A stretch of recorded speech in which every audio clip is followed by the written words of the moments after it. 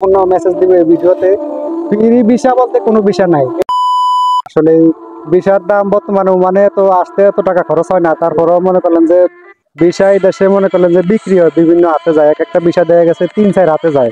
এই জন্য ভিসাটা মনে করলেন যে অনেক দাম হয়ে যায়। ভিসাটা মনে করলেন যে আপনার লিগেল ভাবে যারা ওমানে আসতে চায় মনে করলেন যে 1,70,000-80,000 টাকার মতন লাগে।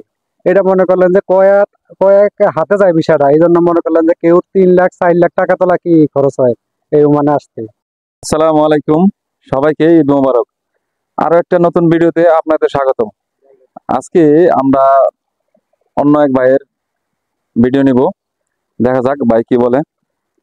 আসসালামু আলাইকুম ভাই, ওয়ালাইকুম আসসালাম।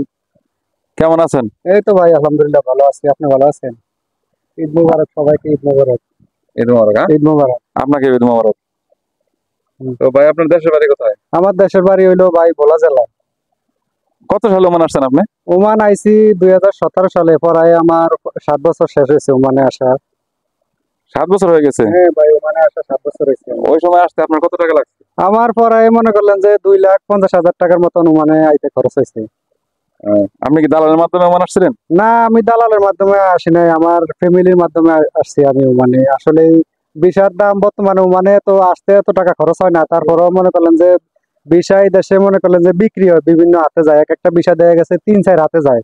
এই জন্য ভিসাটা মনে করলেন যে অনেক দাম হয়ে যায়। ভিসাটা মনে করলেন যে আপনার লিগেল ভাবে যারা ওমানে আসতে চায় মনে করলেন যে 1,70,000-80,000 টাকার মতন লাগে।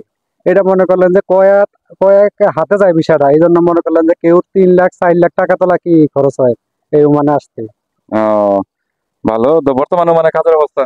ওমানের ভাই কাজের অবস্থা আছে মোটামুটি, বর্তমানে আপনারা সবাই জানেন ওমানের ভিসা বন্ধ আছে।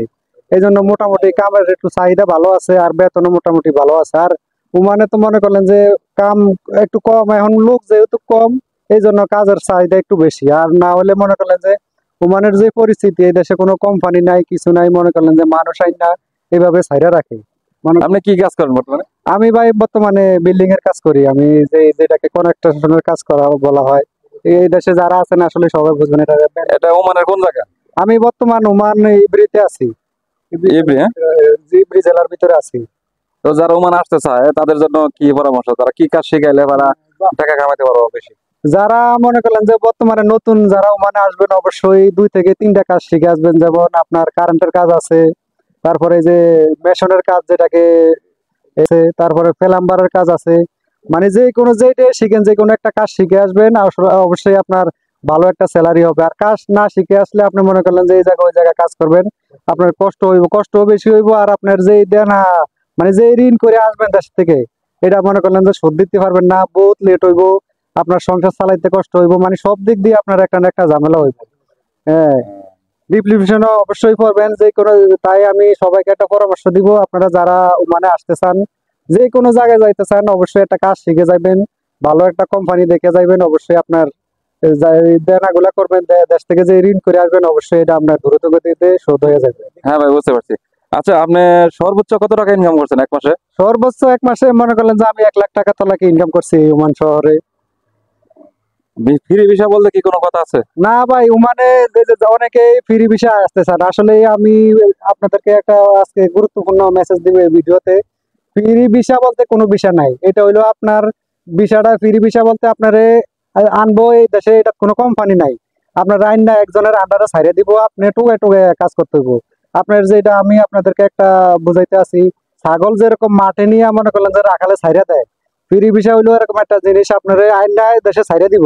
তাহলে আপনি কাম করেন আর না করেন, আর বাপের ফয়দা আপনার লাজম দেওয়া লাগবে। আর বা বলতে কি মালিক? হ্যাঁ, যেই মালিক আপনার আনছে ভিসা, যেই মেন মালিক, ওর ফয়দা আপনার অবশ্যই দেওয়া লাগবে। আপনি কাজ করেন, খান আর না খান, এটা আপনার মালিকে দেখবো না, আপনার মাস শেষে আপনার ফয়দা নিবে, এটাতে কোনো মিস নাই। হ্যাঁ, ঠিক আছে। আচ্ছা ভাই, ঠিক আছে, ভালো থাকেন। আচ্ছা ভাই, ঠিক আছে, ভালো থাকেন, সবাইকে আল্লাহ হাফেজ, ঈদ মোবারক।